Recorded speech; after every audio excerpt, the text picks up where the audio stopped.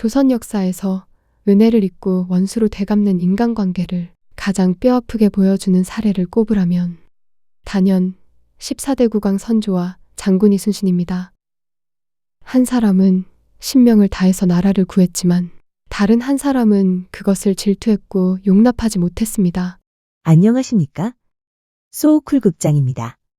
구독과 좋아요 그리고 알람 설정 부탁드립니다. 첫 번째, 선조가 이순신에게 입은 은혜. 1592년 임진왜란이 터지자 선조는 한양을 버리고 북쪽으로 도망치면서 과인은 요동으로 건너가겠다. 하고 신하들에게 공언했다. 조정은 혼란에 빠졌으며 류성룡은 피눈물을 흘리며 진언했다. 나라를 버리고 건너가시면 조선은 영원히 없어지는 것입니다.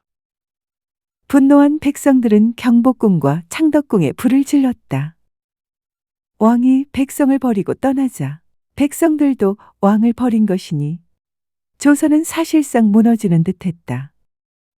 그 절망의 시간에 홀로 바다를 지키고 나라를 지킨 사람이 바로 이순신 장군이었다. 장군은 세계 전쟁사에서 그 유례가 없는 23전 23승을 거두었다. 왜군의 해상 보급로를 끊고 제해권을 장악함으로써 왜군이 북상하는 것을 끝까지 막았다. 전라도 곡창지대를 끝까지 보전하여 조선이 끝까지 버틸 수 있는 물적 기반을 지켰다. 노량해전 당시 조선과 명나라 연합군을 이끌었던 명나라 수군도독 진리는 처음에는 이순신을 얕보았다. 그러나 이순신의 전략과 용기를 직접 보고 난 후 자기 군선의 뱃머리를 이순신의 배 쪽으로 향하게 하여 나는 이순신 장군의 명을 따르겠다. 라고 말했다. 전쟁이 끝난 후 진리는 명나라 황제에게 올린 보고서에서 이순신 장군이 없었다면 조선이라는 나라는 없어졌을 것. 이라 극찬하면서 천지를 주무르는 경천이지에 제주를 지닌 영웅. 으로 이순신을 표현했다. 당시 선조의 왕위, 나아가 조선이라는 나라의 운명 자체가 모두 이순신의 어깨 위에 놓여 있었다. 조선 수군은 이순신이 지휘한 모든 전투에서 단 한 척의 배도 잃지 않고 승리했다. 아군 피해와 성과를 보면 그 많은 전투에 전사자를 다 합쳐도 단 200명 정도에서 그쳤고 격침시킨 적선은 800척에 가깝다. 이는 전사자 한 명이 적선 4척을 격침한 격이다. 이순신의 전과가 23전 23승이므로 한 전투당 10명이 채 죽지 않은 셈이다. 또한 해전에서 병사들의 손실에 비해 지휘관과 부관의 손실률이 굉장히 높은 것은 특기할 만하다. 반대로 일본군은 병사들의 손실에 비해 지휘관의 손실률이 대단히 낮다. 이는 대체로 일본군 지휘관들이 후방에 위치하던 것과는 다르게 조선군 지휘관들은 전면으로 나섰음을 보여준다. 두 번째, 이순신을 바라보는 선조의 불편한 시선. 이순신을 바라보는 선조의 마음속에는 고마움보다 불안과 질투가 자리 잡고 있었다. 첫째, 이순신의 명성이 너무 높았다. 백성들은 중국으로 도망치려는 왕 대신 바다에서 싸우는 장수를 영웅으로 떠받들었다. 장군의 인기가 왕을 압도하는 것은 어느 시대 어느 왕에게나 가장 불편한 일이었다. 1593년 승전 보고가 올라왔을 때 선조는 이순신의 전공이 지나치게 부풀려졌다. 라고 말했다. 또 다른 기록에서는 말한다. 장수의 공이 너무 크면 나라가 위태롭다. 선조는 끊임없이 사춘기 소녀처럼 이순신을 질투하고 경계하고 있었다. 둘째, 선조는 전쟁 내내 아무것도 하지 못했다는 자괴감에 빠져 있었다. 그는 왕궁과 백성을 버리고 스스로 도망쳤고 명나라의 구원을 빌었으며 심지어 요동으로 망명하려 했다. 이순신의 공운이 빛나면 빛날수록 선조의 무능과 비겁은 더욱 선명하게 드러났다. 선조는 초가삼간을 불태워도 좋으니 빈대를 잡고 싶었을 것이다. 셋째, 왕권에 대한 원초적 공포이다.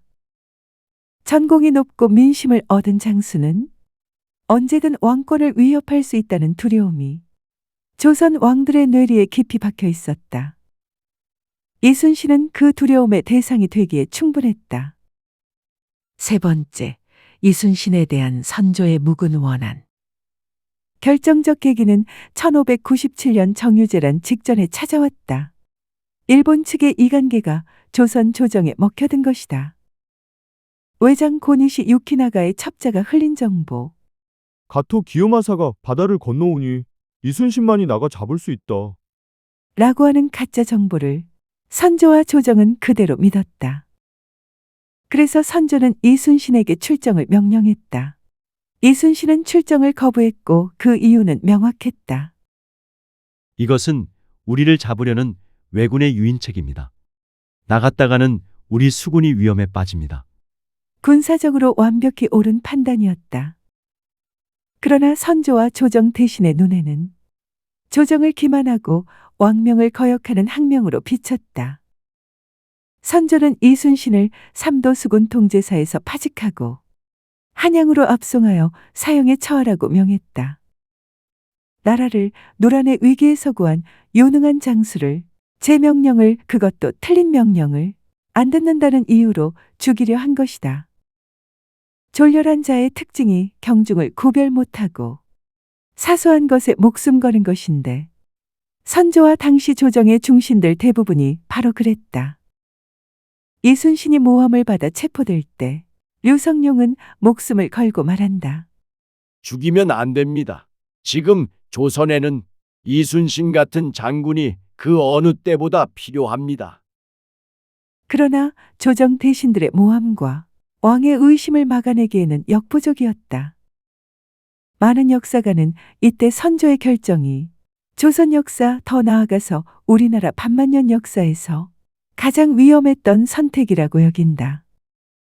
선조는 이순신의 자리에 원균을 임명함으로써 장군을 실컷 모욕하고 알량한 자존심을 회복한다.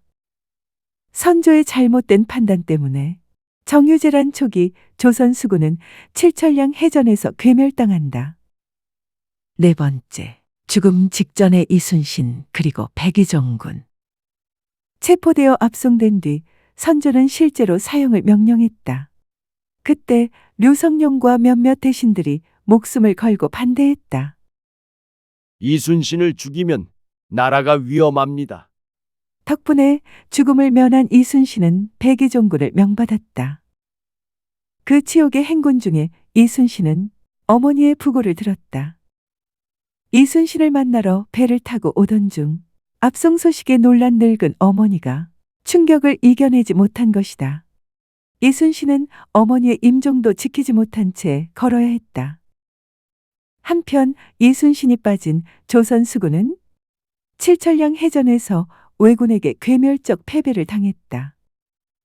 선조가 그토록 믿었던 원균이 지휘한 전투였다. 조선 수군은 단 하루 만에 사실상 소멸했다. 이 소식을 들은 선조는 크게 당황했다. 다급해진 선조는 이순신을 다시 삼도수군 통제사로 임명했다. 수군이 괴멸하자 조정회의에서는 수군을 없애고 육군에 합치자. 라는 의견까지 나온다. 그때 이순신이 보낸 장계가 올라왔다. 신에게는 아직 12척의 배가 남아 있습니다. 이 말은 조선 역사에서 가장 유명한 군사보고 중의 하나이다.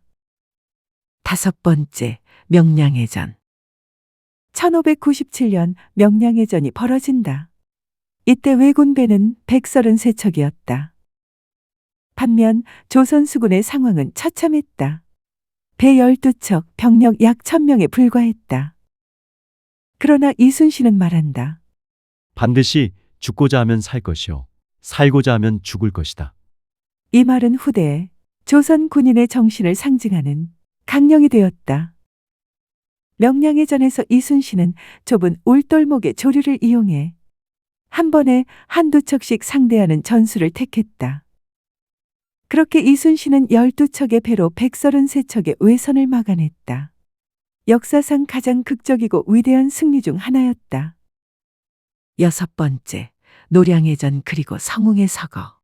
1598년 도망치는 왜군을 추격하던 마지막 전투인 노량의 전에서 이순신 장군은 적의 유탄에 맞았다.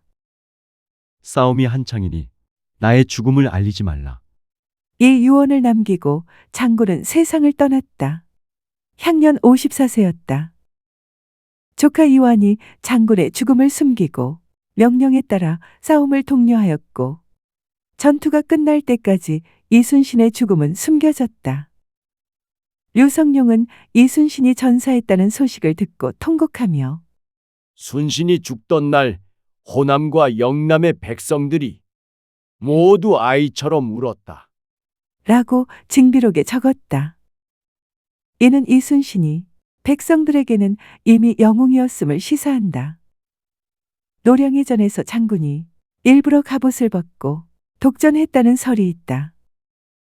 전쟁이 끝나면 선조에 의해 죽임을 당할 것을 예견하고 가장 영광스러운 순간에 전사를 택했다는 것이다. 선조의 사악한 성격을 누구보다 잘 알았던 장군이었기에 살아서 사약을 받느니 차라리 전장에서 나라를 위해 죽겠다. 라는 고결한 결단이라는 해석이다. 7번째, 선조의 마지막 조자남.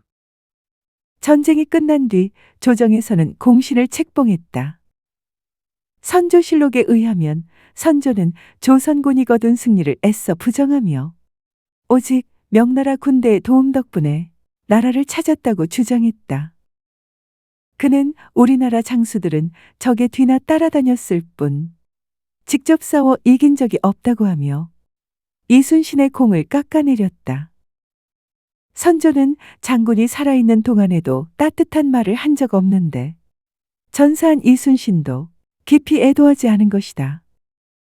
우여곡절 끝에 이순신은 선무공신 1등에 올랐다.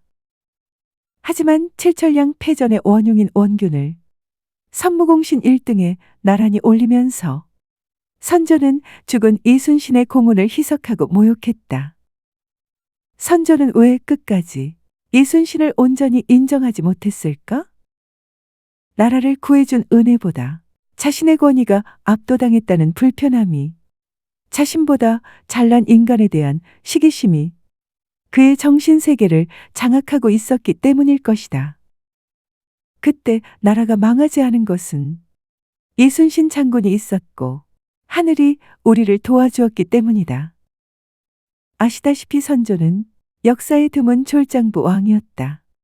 요즘식으로 말하면 중학교 2학년에서 정신적 성장이 멈춘 자였다.